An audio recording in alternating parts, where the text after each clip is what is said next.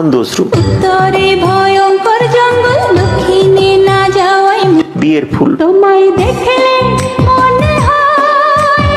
আংলা, আহমেদ ছফার ওঙ্কার উপন্যাস অবলম্বনে প্রথমবারের মতো শহীদুল ইসলাম খোকনের ছবিতে অভিনয় করেন শাবনূর। একজন বোবা মেয়ের চরিত্রে শাবনূরের অভিনয় ছিল দুর্দান্ত। আলামাই, তুমি আমার পায়ে আলতা লাগাইলে আমার পাপ হইব না? আমজাদ হোসেনের সঙ্গে শাবনূরের সবচেয়ে সেরা ছবি এটি। ধন্য ধন্য পাষাণবন। গ্রাম্য এক সরল মেয়ে মালতী চরিত্রে শাবনূরের অসামান্য অভিনয় ছবিটিকে সুন্দর করে তুলেছিল। প্রেমের আসামি তুমি, তোমার ক্ষমা নাই। নিরন্তর ছবিটি দেশ বিদেশ থেকে নানা পুরস্কারে ভূষিত হয়, পাশাপাশি বাংলাদেশের প্রতিনিধিত্ব করার জন্য অস্কারের জন্য ছবিটি মনোনীত হয়েছিল। দুই নয়নের আলো, সুখের পাখি রে, লাইয়া পড়াইয়া নিমো 400 দিনের ঘর, 400 নার্গিস আক্তার পরিচালিত সামাজিক